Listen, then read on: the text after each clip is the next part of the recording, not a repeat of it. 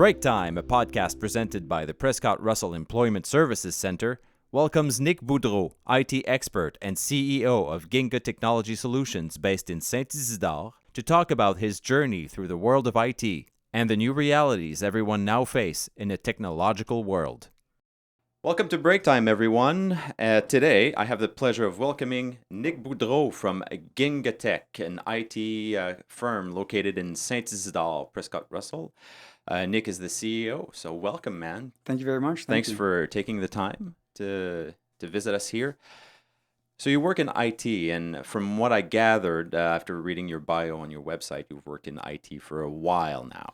For a while, yes. I started actually pretty young. Yeah? How did that love story start? Well, as a kid, I was always interested in taking things apart, whether it was a microwave or toaster or VCR. Really? Maybe not putting them back together right away, but that's okay. My mom was very supportive of that habit I had. And, seeing the guts. Yeah, exactly. And understanding how things worked. That Right. was very important to me. And eventually I got more into computers and being able to take those apart and understand how they work. Okay. I first started getting into it when my mom brought me to a computer store to get the computer that I took apart put back together. And they started letting me spend more time with them. And At the store? At the store, exactly, in the back, in the lab. And so that's where I learned a lot of Yeah. how things worked back there. Okay. I want to try and situate this in the IT timeline. So when that happened, where were we in IT? Like, what year was that?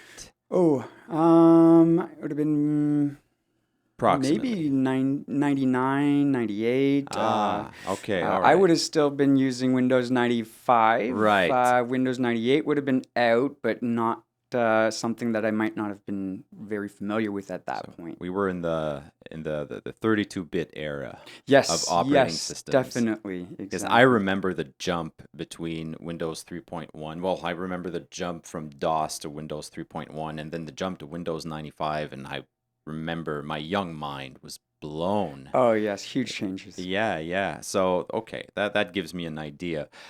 Where was that store located? What kind of store was that? It was actually in Gloucester, a little break-fix PC repair store. Okay. And where are you from originally? Ottawa.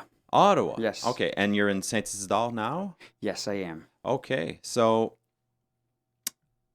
what when you worked in IT, what was the moment where you knew this would become a career for you?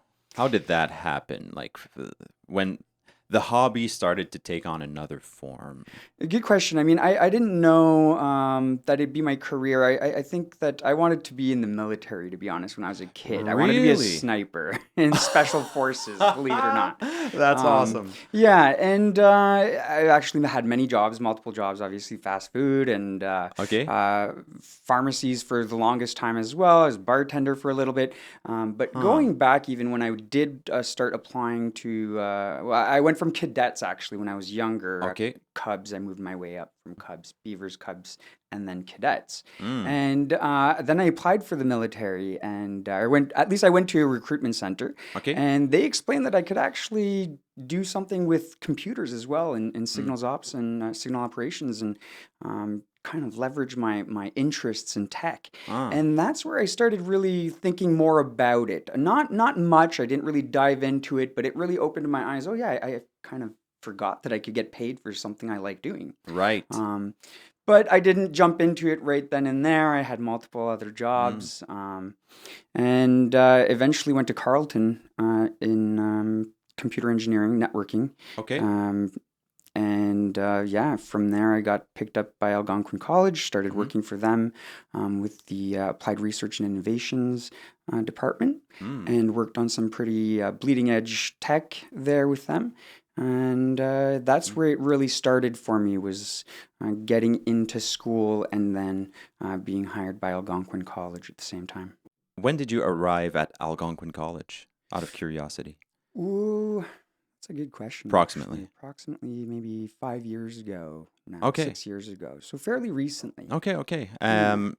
Because I've been to Algonquin. I spent a year there, and as far as IT, I don't remember the name of that building, but they have building. a T building. Yes, That's sir. right. I spent a lot of time in T building, and it's a really nice college, I find, for IT. I spent a year there in game development, Okay. so basic programming and all Right. that. And I remember really liking that campus a lot. I don't know if your experience was as good as mine, but Yeah, I love the teams. yeah. The team I work with is amazing. Right now, I'm still employed with Algonquin College, Okay. part-time as support staff for the cybersecurity Wow. academic division, Okay. and working with a great team. Mm. I'm just helping on the virtualization side of server maintenance Okay. and things like that. Awesome. You said you had a lot of jobs, a lot of different Hmm. jobs in different areas. When you're really good with computers, I find that no matter what job you have, whether it's in a restaurant, an office, or if it doesn't matter, you always end up being the computer guy. Was that Yes. true for you A as well? 100%. Yes, actually, it's funny you bring that up because many of my jobs, I ended up fixing the computers for Right. that business. I mean, I remember even at McDonald's, working Uh-huh. at McDonald's when I was 13, 14, or 14, I think. And I remember the computers going down. They didn't have the fancy touchscreens they have now, right? Mm-hmm. Mm-hmm. And they were using NT-based Windows, if I remember correctly, probably Windows 2000. Which not a And lot of people knew. no, exactly. It was much more of an enterprise Correct. Yeah. OS, right? Mm-hmm. And I remember it rarely go down, but I remember when it did, Mm-hmm. and I started getting interested in that and Mm-hmm. seeing why and how is it connected, where are the servers, and just trying to troubleshoot with the text that they would send, Yeah. even though I was just running the drive-through at the time, right? Like Yeah. no education Mm-hmm. or training in that. And then several years later, when I started working in the pharmacies, when the printers would go down or the internet or things just wouldn't work, I'd Yeah. be the go-to. Mm-hmm. I would be happy to do so. Even when I started working with these ginormous robot pill counters Mm-hmm. called SynMeds, Okay. they would. I learned them very quickly how to use them, and I would be the first go-to to come and Yeah. troubleshoot those issues. And the techs that we would talk to, if there was ever a problem in that business as well, people would come to me to Mm-hmm. talk with the techs, and I think the techs appreciated it. I mean, I know they did because Of course, you're being an where I am interpreter. now, Yeah. exactly, being able to speak with somebody who is tech Mm-hmm. savvy makes a huge difference, right? Absolutely. Yeah. So yeah, I definitely. have this theory where no matter what field, no matter how educated you are, I believe that there are two things in this world right now that can pretty much guarantee a job or make sure you have success in it. Communication skills, whether oral or written, and being tech savvy. You don't Yes. need to be tech savvy in every single job, but almost now. Hmm. Because it doesn't matter if you work, let's say you work construction, you're on a job site. Odds are there aren't a lot of workstations there. But we all carry workstations in our pockets now. Yes. And we have a lot of things to do, even like, I don't know, man, project management and all that. And I firmly believe that that is the case. Now, obviously, you've confirmed this with your stories because I ended up being the computer guy at every single job I've ever had, unless there was someone better than me there. Um, would you say, how well has that served you? Like, did that help motivate you to continue in the field of IT? Or did it kind of discourage you and make you maybe a bit, I don't want to say bitter. I don't want to paint this as a negative thing. But I know that, let's say you're working minimum wage in a restaurant and you've become the go-to IT guy. There's two ways to look at it, right? You can look at it positively. I'm really bringing something to the table here. I'm contributing to the success of this business and I'm growing as a professional as well because I'm learning a bunch of stuff. Or you could look at it and say, oh man, this is so frustrating. I'm paid minimum wage to do one job, but I'm also the dedicated tech. Where did you stand on this? Did it motivate you? Did it frustrate you? How did you navigate that? It definitely motivated me. I don't remember feeling any negative feelings or frustration. It was, again, more of an eye-opening experience for me. Mm-hmm. I think there may have been some envy there where I realized, okay, I may be being paid, sorry, Mm-hmm. lower wage compared to these specialized technicians that come in and fix things. Right. And I'm the one doing that initial Mm-hmm. troubleshooting. So from that perspective, there might have been some envy, but aside from that, it was really more eye-opening and kind of telling myself, okay, if every job I have, everybody comes to me to fix their computer problems, well, maybe I just need to be in tech because then I can do what I enjoy doing and I love helping people and supporting people. So, being able to do those two things together would just, I could get paid to do what I like. Yeah. And since I have been doing that, it's just, I'm happier. Mm-hmm. I wake up, I'm happy to get up in the morning. I do my morning jog, and then I start the day off always happy and looking forward to what the day's going to bring, what Awesome. kind of tech problems Mm-hmm. or challenges I'm going to face, and how I can help people. That's cool, man. That's what I was hoping you would say. That's what I wanted to bring you towards because um, one problem I faced in my professional life, let's say, it took me forever to realize that the importance of doing what you love and trying as hard as you can to do that professionally. I was under this stupid impression for the longest time that if I studied in what I wanted to do, what I loved really, or if I worked in it, it would ultimately ruin it for me, which is a very stupid and cynical way to see this. But it's a problem that I had, and clearly you were smart enough to realize this very quickly. When you went to school or to study IT, when you entered Carleton, Hmm. right?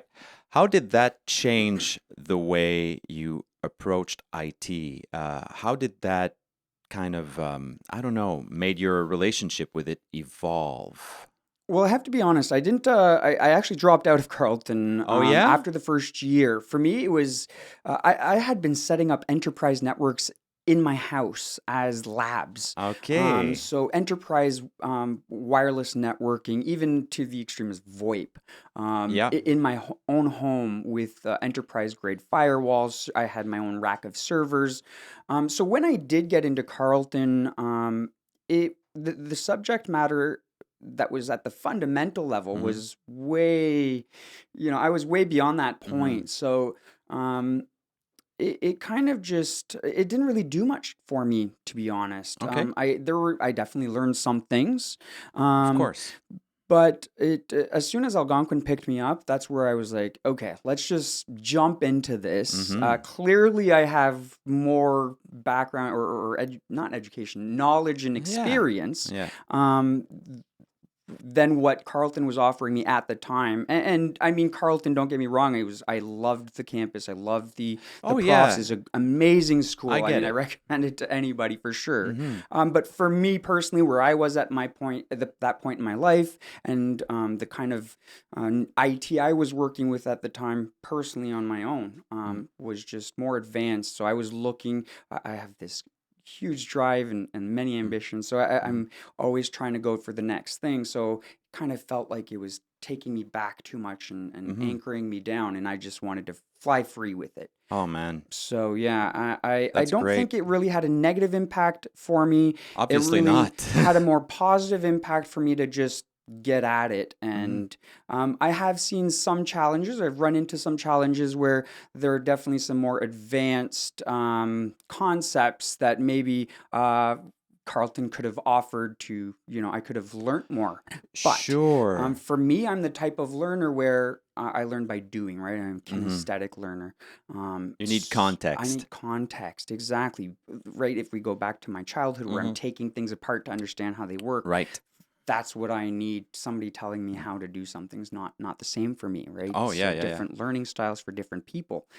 So as soon as I started jumping into it, Mm-hmm. that's where I really grew the most. Yeah. I was always interested in computers, and at some point for a summer job while I was studying psychology in my bachelor's degree. I got offered an opportunity to be an assistant computer technician for schools. So basically computer maintenance, lab maintenance, workstation updates, and all that. Right. And schools have lots of workstations, and a lot of them become obsolete very quickly. That's how it works. And I had access to a lot of those obsolete computers. And I remember the first time I decided to see what was in there and to completely dismantle. My goal was to dismantle this, lay it all on the table, and rebuild it again and make sure it boots. Nice. Now Did it work? it did. And Great. in that afternoon, I think I learned more about computers than I had in the past 5 years, just working with, software and interfaces and all that. And just knowing how everything works, what cable does what, why this goes here and all that. And years after that, I built machines. It was a lot of fun. I'm a gamer, so that was my context. Nice, yeah. That was my Yeah. objective. I've been there too. Actually, that's Yeah. how I got more into networking side of things. It was because yes. back in the day, You we had to wanted do it all LAN yourself. parties, Yeah. right? With my friends, they'd bring their towers, monstrous towers, and Yep. we'd set up on the dining room table. And I didn't have network switches or hubs or things like this, so No. I had to try to figure out how do you network these computers together with just cables. So I learned And one of it the is first. possible. It is possible with Yeah. crossover cables, right? But I had to Exactly. learn about that. Yep. And in order to do so, there were some principles, some fundamental principles I had to do some research on. So I would go to the library, the public library, and try to read up as much as possible to figure it out. And then there's a lot of trial and error, obviously, but eventually I got it down. And that really interested me, is that connectivity between the machines. So that's Yes. why now networking is my forte. Yeah, and I mean, I don't think anyone, let's say 20 years ago, could have imagined how networking would have become probably the most important thing in IT and computers now. I mean, 20 years ago, we probably would have said, I don't know, performance or storage and software and all that. But networking, man, just cloud-based computing. That's pretty much what it is. Don't even see the wires anymore. It's become so insane. Yeah, we could almost say space-based It is. computing, right? Oh, Especially with man. what Elon Musk is doing for us with the SpaceX program, Yeah. with the Starlink program. That's really providing interconnectivity for globally, right? Yeah. So it's Yeah. really changed a lot. I remember movies as a kid where, you'd see someone on a video call, and my mind was just like, I wonder if I'll live to see the day. Yeah. And now, I And mean, we're forced to do them, and they've become Yeah. so annoying. Exactly. It's really funny how quickly that happened. Let's go back to gaming for a bit. I remember as a young gamer in the 80s, it was a divisive subject. A lot of people, you were often accused of wasting your time as a gamer back then. And I think it's evolved parallel to, let's call it, geek culture, which I was very much into. And it was a marginal, often frowned upon thing back then. And today, I mean, who's laughing now, right? Yeah, The people exactly. that were really into gaming and all those things back in the 80s today are very tech savvy, usually, and got to learn a lot. You learn a lot with computer gaming. I'm sorry, but that's where most of my IT knowledge came from. Because, I mean, nowadays with platforms like Steam and all that, gaming is so easy. You just click, it installs, and it works all the time. But back in the day, that was not the case. You bought a game for $50, and maybe it would work. You'd read the specs on the box and like, yes, I've got this. But that was no promise of it working at all. No. And if it didn't, your resources to figure it out were limited. Yes. I hope I have a friend that has this game and managed to make it work, because Google was not a thing. So I got to learn a lot with that. Was that the case for you? I mean, you talked about networking with games, and how did that make you, I don't know, even more tech savvy? Are there any other ways for gamers out there? Well, from my perspective, it was a little bit of the networking was the core thing for me. My Yeah, core play with interest, friends. of course. Yes. But when it came to being able to, cheat a little bit or mod the game, you had to find the config file, manually edit the text in that config file, Yes. save it, and then you could give yourself more coins or unlimited life or whatnot. Now you is much different Right. with the anti-cheat platforms and all, but that kind of provided me a little bit of perspective or understanding on how the game actually works, right? We run a program, it's actually going through this config file, and that's what the core elements of that game, where they reside, and then you can affect the game by modifying these config files. Yeah. And that definitely opened my eyes up to more of the programming side of things.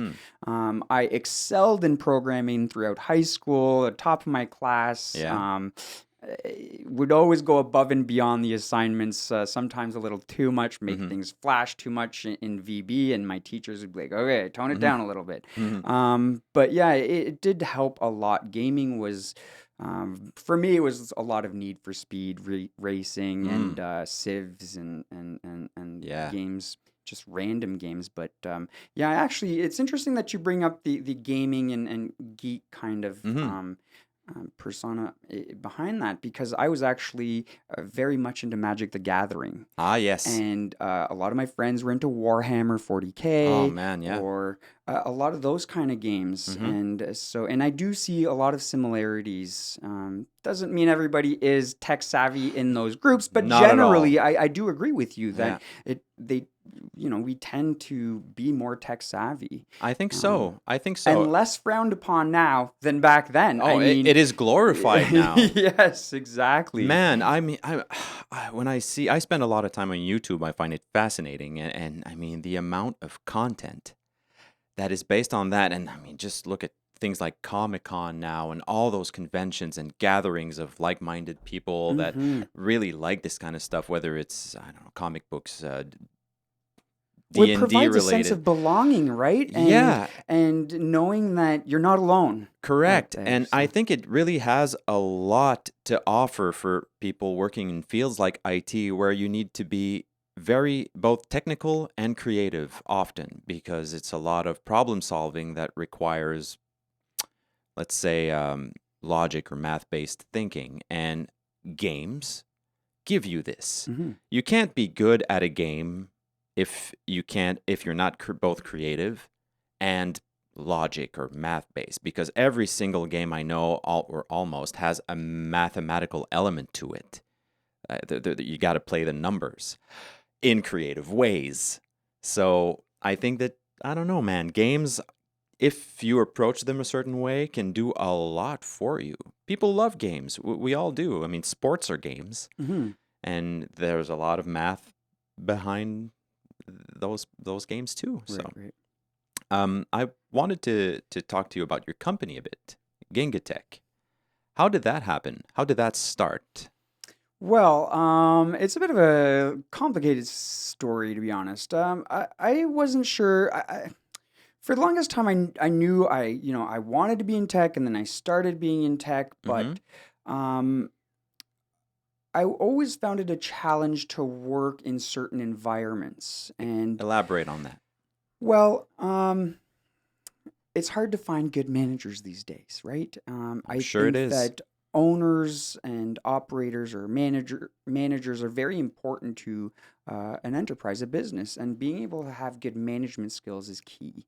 And I think one of the reasons actually that I've gone through so many jobs is I know what I wanted and how I wanted to do it. Okay. I don't mind devoting myself to where I'm working and putting time and energy and going above and beyond what my job description is, quote unquote. But only if I'm going to be appreciated and potentially rewarded for that. And there are some key people in my life that really encouraged me and noticed my efforts, and that was important to me.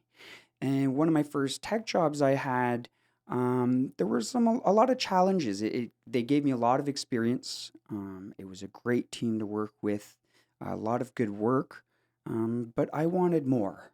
And I thought that I could do better, and I thought that I could provide a different type of service and really listen to the clients. I think that when it comes to tech, that there's a little bit of a gap between sometimes I find with a lot of tech savvy people, not everybody, but especially the hardcore ones, there tends to be, in my experience, a lack of social etiquette or sometimes social skills, which is, I'm not saying that in a negative way. It's just It's maybe logical too. It's right, and there may just it's a different focus, right? The brains You work spend more differently. times with things and less time with people. With people, exactly. It's a And consequence of that. yeah, and I noticed this, and I had a different approach with people. I had a lot of retail and customer service experience, and so I wanted to provide that white glove service without sounding rude or condescending with my clients. Right. And so I decided to start my company and try to offer a different approach to tech problems and tech support. Yeah. Yeah. Oh, and that's how old were you when you officially started that? Oh, this was just, my company is very new, actually. It's going to Okay. be 2 years this February. Fantastic. Yeah. Awesome, man. And what do you do? Okay, this is basically. I'm sure it's very wide. It is. IT is super wide, but you know, the services you offer more often, or I mean, paint the picture the Yes. way you want to paint So Ginga Tech is we're IT consultants and managed service providers. We're considered an MSP. And what we do is we support small and medium businesses that aren't at a level to be able to afford in-house techs Yeah. or a tech department within their company. We provide that support for them, whether it's with Wi-Fi networks or business application troubleshooting or integrations. You're having printer issues. Well, they submit tickets to us or calls, and we will, help them through those issues. Okay. And at the same time, the IT consulting part of it is really about helping our clients find the solutions that they need, as well. For me, a personal goal or business goal is to be able to help that company grow their business, right? I mean, it's mutually beneficial. The more one of my clients grows, the more I grow. So That's I'm right. there to help people grow. I like pointing out or helping people find efficiencies. Sometimes I find that some small businesses are still using some more archaic forms of Yes. operating. Yeah. And that's where I can come in and say, oh, hey, did you know you guys, instead of using paper to do these, or you could do it this way with this program, and then we can tie these things in together. Navigate the plethora of tools available out there. Exactly. You can't know them all. No. And I won't pretend to know them all. Of course but not. Definitely I have resources at my disposal where I can help my client find the right tools for my clients. And clients with their demands will help you learn about these tools too. Exactly. Right? Exactly. Especially moving context. around in this area in Prescott-Russell, in St-Isidore, it's much more agricultural than in Ottawa. So some of these new systems I'm working on that come from farms that are the automated control systems for feed. Those systems I wasn't familiar with them before. Of course not. But it doesn't stop me from being able to support my clients. And you have clients in the farming industry? Yeah, a couple of them actually. Yes. Obviously. Is that one of the reasons why you're in St-Isidore, or is there another reason? Why there? There was actually this property that I've been looking at for a while, and one of my clients was already in that area, so it made it, it was just good timing, and it worked out that way. I'd actually went to school in Embrun for a little bit. My mother and I lived in Embrun, so I knew Prescott-Russell. Okay. Yeah. All right. And there's a few of you now in Ginga Tech. It's not just you. Did you start it by yourself and eventually added new team members, or were they there from the beginning? No, I started it by myself. There was definitely, by myself. I mean, I had a lot of friends and family supporting me. I understand. It's never really by myself, right? I understand what you mean. Yeah. But yes, running the company was definitely solo. And actually, my first team member came from Castleman High School. He was a co-op student.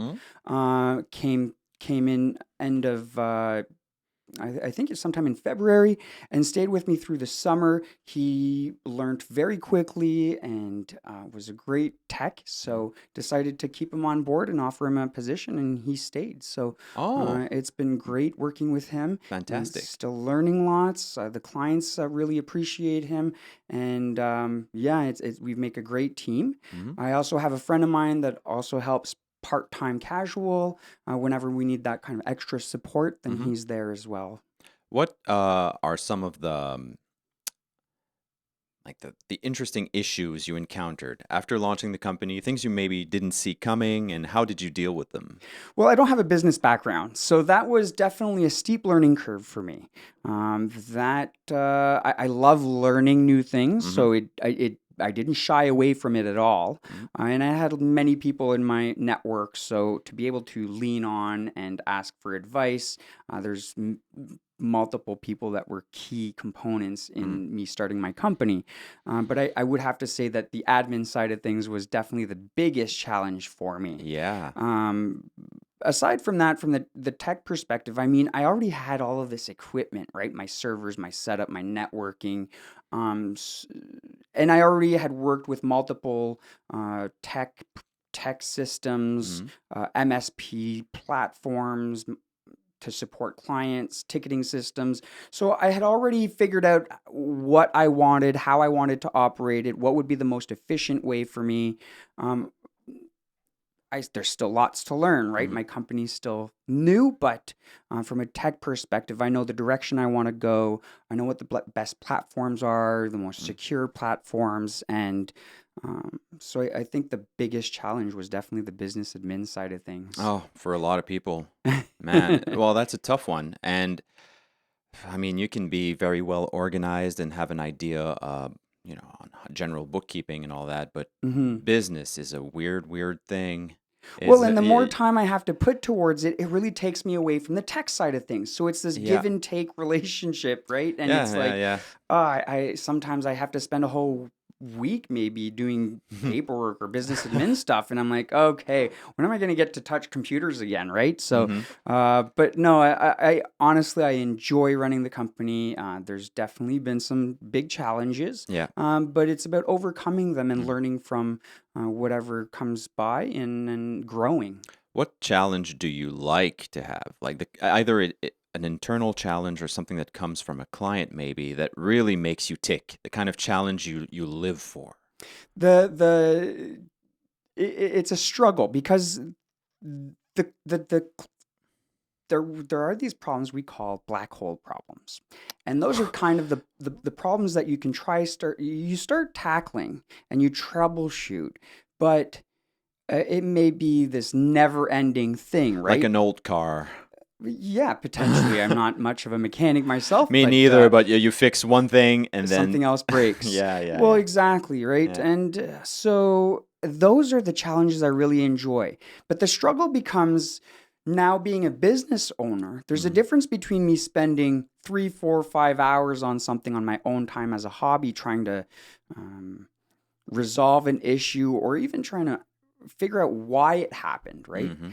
And as a business owner, putting in 5 hours into a problem may not be wise. Ah, And it yes. becomes okay, well, this is probably the best solution, or we can Mm. wipe and reimage that Mm. workstation, which will take less than 30 minutes to an hour. Mhm. Or do I, sometimes that kind of inside voice is like, yeah, but I really want to figure this out. Why did Mhm. this happen? Because I think it's important to keep in mind that if a problem keeps reoccurring, then we need to figure out why to stop it from happening again and not Mhm. just band-aid the solution. Yeah. So there is a lot of analytics Mhm. behind it Your as well. relationship with time changes drastically once you're in business, doesn't it? Oh boy, yes. Time, That was that eye-opening for me. yeah, that old expression, time is money. I always thought Yeah. was really, it sounds really good in movies and all that. Time is money. Yeah, yeah, yeah.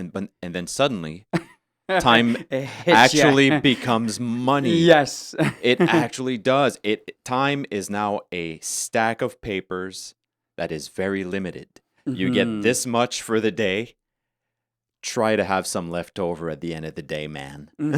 It's Well, weird. and even from my internal drive of wanting to help people, Yeah. I've never been one to ask for money for services, right? Okay. Helping friends and family as I was younger, Ah, they always let's want, talk like I about always this. did that for free. I never even thought of asking for money. And even when I got a little bit more experienced, and people would offer me money, well, I would just refuse it and say, no, I enjoy Why? doing this. Why did you do that? Well, because I love tech. I love problem solving. I love tech, and I love helping people. So that combo was enough to fulfill me. I felt fulfilled, and I felt good about what I just did. So asking for money was not something that was really something I had thought of. Wow. And even starting my company, I had challenges just, figuring out how do I price this, right? There's a lot of market research I had to do. Pricing is tough. But then it's like, oh, well, there's this nice little couple that's asking me for support. And I'm like, oh, okay, I'm going to help you guys. And it's just a quick little issue. And then they try to pay me because now I'm a business. And I'm like, oh, you know what? Refer me instead. And then I get in trouble from my team saying, no, you can't do that anymore, right? Yeah. So it's been, it's different. It's different being a business owner than just doing it as a hobby for sure. And my colleague Max always says, the taboo of talking about money, that it's important to talk about money and break the taboo. And I have to say, I agree, especially in business.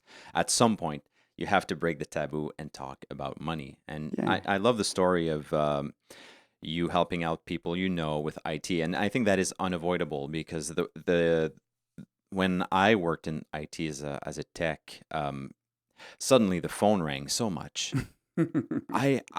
I didn't know I had so many friends and family members. I'd forgotten. Yep. Yeah, they remembered. And I don't think I ever asked for money either for a long time, but it was anyway, I was hearing you talk and it just made me realize that our reasons for not asking for money are completely different. You see, first of all, IT is not a passion for me as much as it is for you. I have other passions, but I always liked fixing it and figuring it out. But I never asked for money because I didn't want the responsibility. Because this tech I worked with, and he was kind of a mentor for me, always told me that everything he did was guaranteed for either 50 feet or 50 seconds. So that meant if I'm 50 feet away, your warranty is void, or if it's been more than 50 seconds, also void. And that's how it worked with computers. And I always remember that and never dared charge for money because, I don't know, I maybe I wasn't confident enough. But anyway, it doesn't matter. I think the important thing to remember here is to not be shy and not be scared to get paid for your services. And you said something earlier that resonates with that. Man, I don't remember how you phrased it, but the difference between, you were talking about the jobs you had and how important it was for you to, when you work, to be recognized and rewarded, right? And I think that is the line between a hobby Yes. and work. Precisely. Eventually, after starting my company, I started really realizing, well, and with good friends telling me as well, like, you're specialized in this. We are coming to you because you are the expert. So we need to pay you for your expertise. Right. And that's where, there was a slight pivotal moment where my way of thinking towards this changed. It's a tough one, right? It's kind of heartbreaking in a way. Did you feel that little pang? Yeah, a little bit, but I try to still keep that kind of close. I don't want to just get rid of that. I think that's what allows me to keep that good customer service as well at the same time. I was going to say humanizing, right? Which is super important in IT. It is. Oh, I don't want my clients to ever just become a number or, you can call certain providers and then you just call for support and they don't know you, they don't care about you. They're so big now, man. Yeah, they're so big and it's all about the money. And I get it. I now I'm starting to see that, right? But I think it's important to remember that we're still talking to humans. We're all in this together, and we Yeah. need to be able to support and help each other out. Right. You are part of a group that is focused on bringing broadband internet to the area. Now, I don't know if I'm saying this right. You can correct me.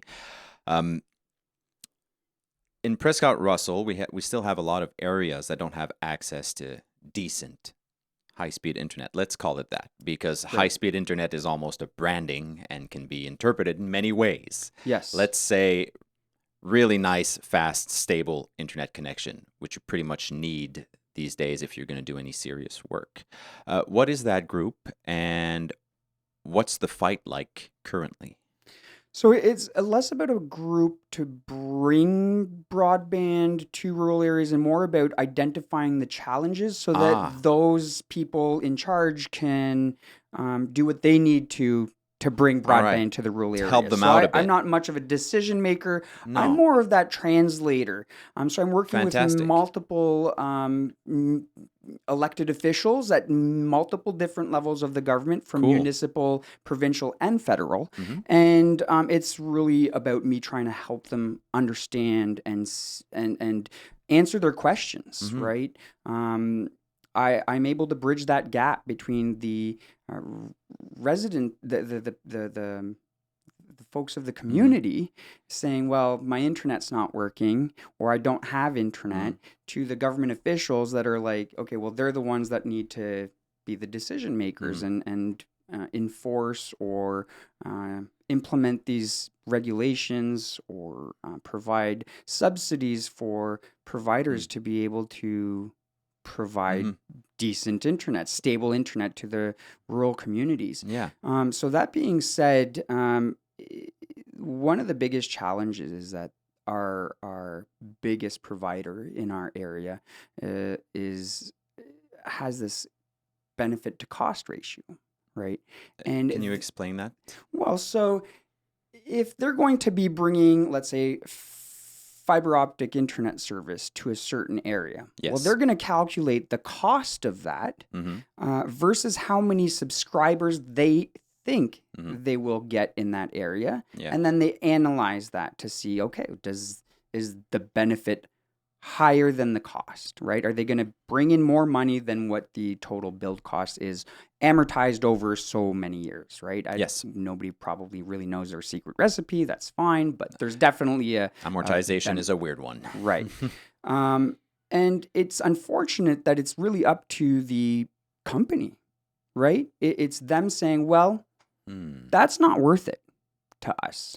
Which is sad, but kind of fair, since they do Right. and that's where subsidies come in, right? Exactly. And that's also where I have this new perspective on things. From being a consumer to a business owner, Yeah. I'm like, oh, wow, okay, guys, yes, I hear your concerns. I understand you all want fiber here.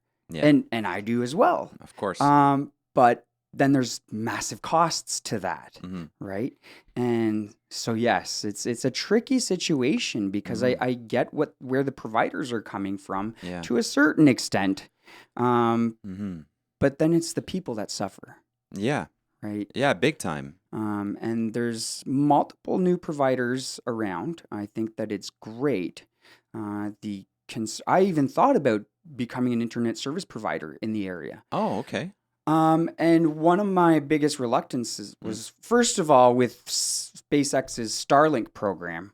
Well, that kind of just, for me, I think this is great. I'm fully invested Can in you this. explain what it is? Yes, of course. So I'm not an expert on the subject. It's okay for in layman's terms. I think it's important to actually talk about a little bit about satellite internet.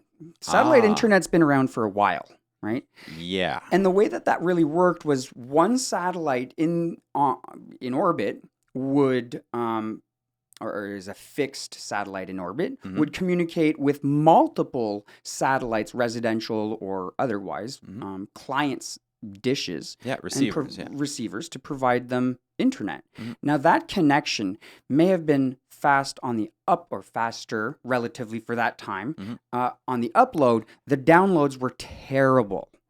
So Yes, at least there's connectivity there. Even in the most remote locations, it did provide some connectivity. Better than dial-up, right? Right. 56K dial-up. Yep. So I'm sure many people remember that phone I remember noise. 28.8.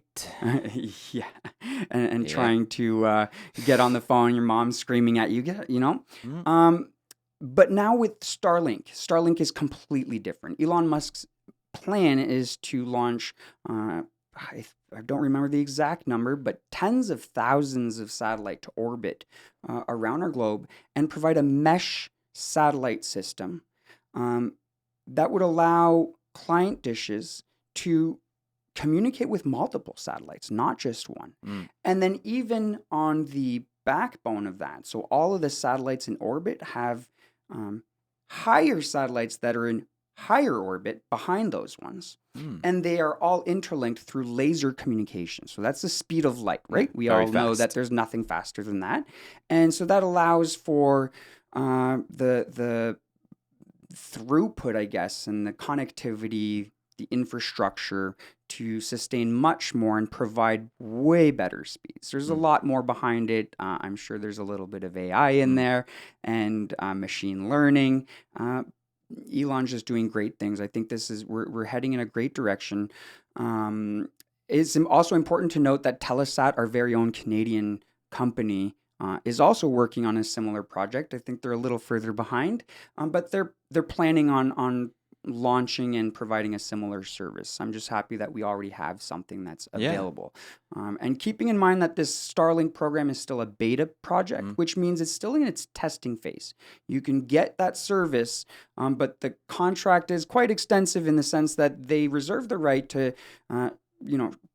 go into maintenance mode or shut your internet down just Obviously. to provide or to perform their tests. It's in beta? It's in beta still, yes. Yeah, but it's much farther than I thought. Oh, yes. I mean, for a beta, being gamers, Yeah. for a beta, this is advanced for sure. it I mean, at is. least it's not an alpha, which is good. But Yeah. I think that, personally, I think that they're probably very close at Wow. making it public Fascinating. release. So, but Man. yeah, it's a great thing. I mean, he's even announced an upgrade in speed at no increase in cost, which what business has ever done that? Mm. I like Elon Musk's approach and his eccentric Yeah. nature. So it also, I think he's good in the sense that he's encouraging growth and innovation and development, right?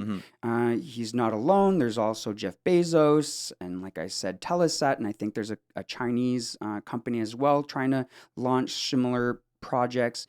Either way, I don't believe in monopolies or duopolies, especially in our area when it comes to service providers. I feel like it's more of a Oh. duopoly than anything else, Mm. but monopoly specifically where we are, Yeah. right? So Starlink is going to provide rural internet access. You don't need phone lines. You don't need direct line of sight communication to a little dish or anything.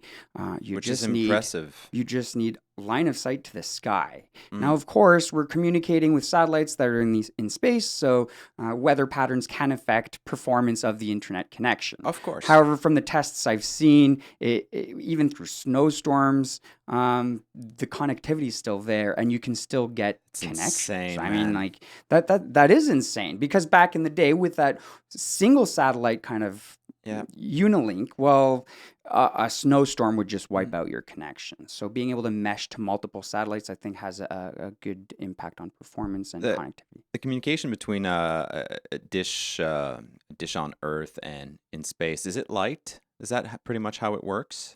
Is it I'm sorry, is it liked? light? Light? Yeah. How does that? Oh, radio work? waves. So It's that's radio waves. Radio waves. So exactly. Different frequencies. So, man, I mean, to go through a snowstorm, what frequency do you have that's to a good be, question. man? I like one of my geek heroes is Heinrich Hertz, the scientist that behind the Hertz scale. As a sound guy, I mean, I learned a lot about Hertz, right, in the 20 to 20,000 range, which is our hearing. And one day my mind was blown when I learned that scale just keeps going up. Can be, and it can be used to identify sound, color, so light, yeah. and man, the speed of our Wi-Fi. Yes. Yes. It is the most interesting scale ever made for me. Yeah, The hertz that's scale, true. man. I've never really put that much thought into it. It's You're right, crazy. though. It's It is. crazy. And I always try to see everything as a sound wave, Mhm. like frequency and oscillation, one cycle. And I mean, the lower the frequency, the longer a cycle is. So the farther it'll travel. Right. But it's a lot less clear. It's a lot less, you don't have as much definition. And the same metaphor can be applied to radio, to communication, to data communication. It's the same theory behind sound. It's the reason why your walls vibrate when there's too much bass and all that. So it's really interesting. Yeah, Anyway, and even you bring yeah. up Wi-Fi. I mean, it's a similar experience, right? Right. If we look at the older generation, if we look at 2.4 gigahertz and the 5 gigahertz Wi-Fi Yeah. frequencies, well, 2.4 will go much further, Of course. but your throughput it's Smaller. much smaller, Yeah. right?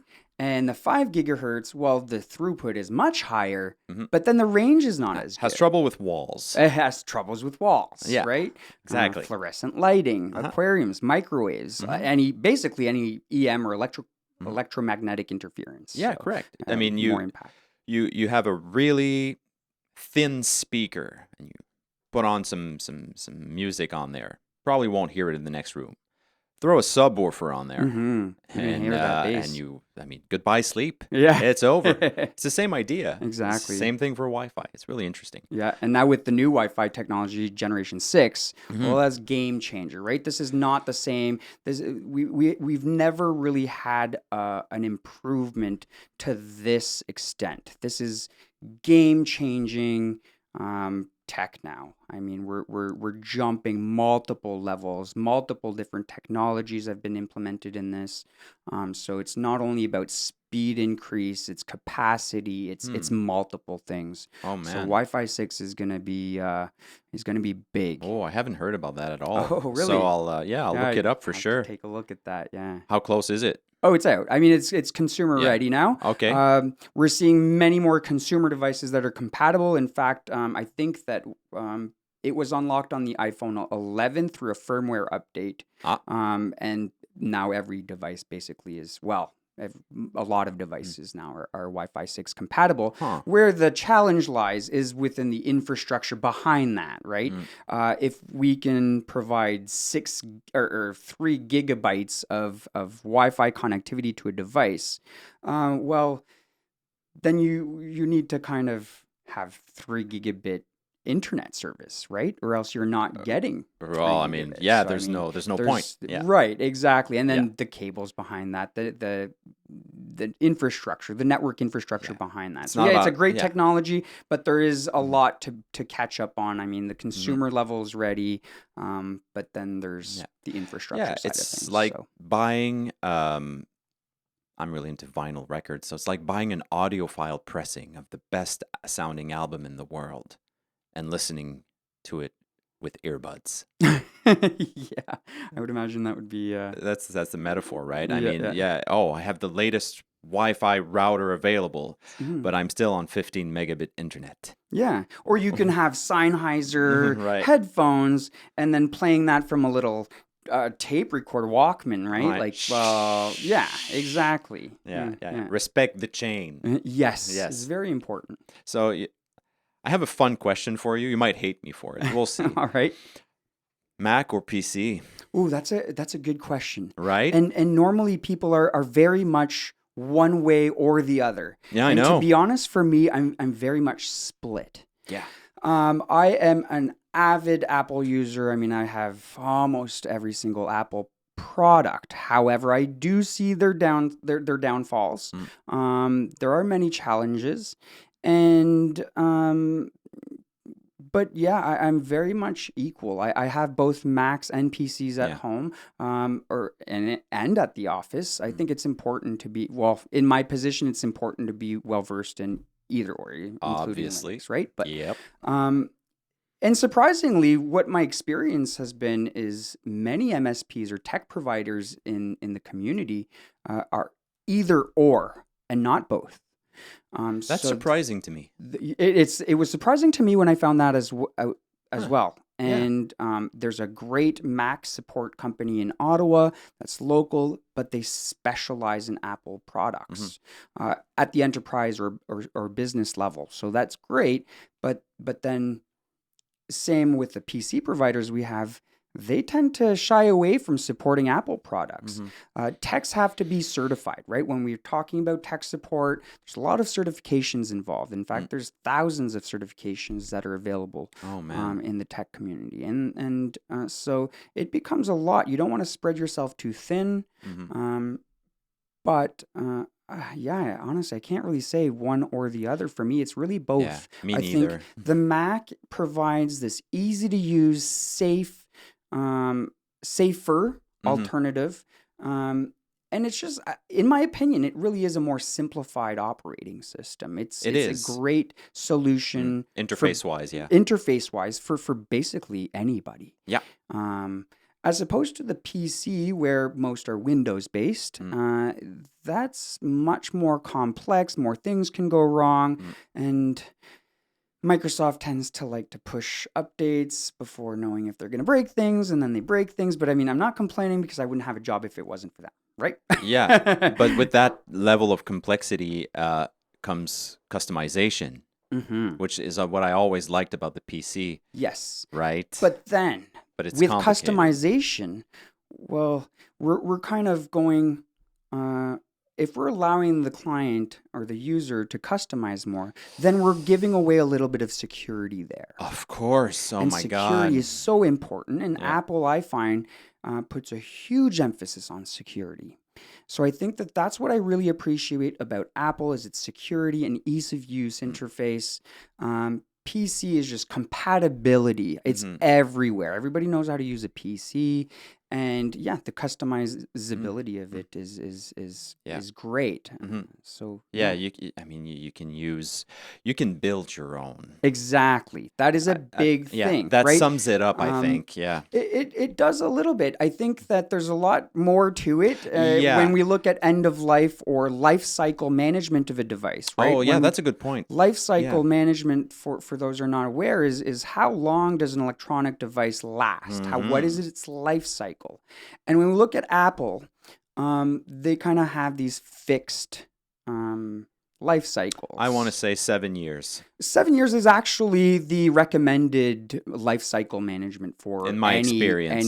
For any computer, whether Mac or PC. But you can but extend... the cost. Yeah. The cost is going to be vastly different, right? You can pay much more for a Mac, and then upgrading isn't as easy.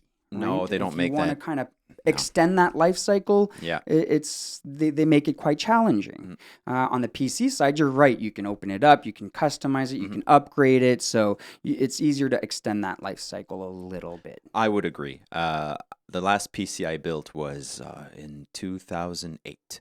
I built myself a dream gaming PC. Back then, it was insane, man. AMD or Intel? That one was an Intel. The Core 2 Duos just came out. So, I mean, it's a while Intel ago. was the way to go too, as well, back for gaming. The at first least. the first gaming PC I built was an AMD 64-bit. They had just come out, the X64s. So I was pretty excited about that, which was stupid because no one supported them. Exactly. But the Core 2 Duo was pretty good, and I think I spent $4,000 on that gaming rig, $800 on the video card alone. Oh, wow, this must have been it was a beast. Yeah. And I managed to extend the life of that PC for 11 years. It doesn't surprise me because 11 years. That's much more common, right? I remember building my first gaming PC, and I put in at least $3,000 into it. Oh man, that's what it was. It was a Pentium 4 HT processor. It was great, but that thing lasted me 10 years, easy. Yeah. Because you can change parts Exactly. and if you build it smart. If you build it smart, Yeah. exactly, and that's where we can come in and tell you, hey, well, we can help you pick the right parts that will extend that life cycle. Expensive, like the motherboard, right? But 10 years, man. Oh, yeah, it's worth it at that point. Right, If exactly. you amortize it. Yeah. To finish on a good note, let's talk to young people who are tech savvy and are maybe flirting with the idea of making a career out of it, what would your advice be to them to get a head start on that from your experiences? That's an interesting question. I'll tell you a little, share a little anecdote with you. I Please do. currently have some family friends staying with us, and there's this 10-year-old boy, Okay? and he is interested in coding, actually. He's come to me, and he knows I'm in tech, so he wanted to try it a little bit. But his ultimate goal is to be a chef. And I thought that Dichotomy. was quite interesting. Fantastic. And I was able to turn it a little bit. And I said, you know what? You can do both. Mhm. I said, there are multiple prototypes out there where there are robotic arms cooking and becoming chefs with these crazy recipes from world-renowned chefs. Mm. So you could do both, is what I said. Mm. And now he's very much interested in continuing to learn to code.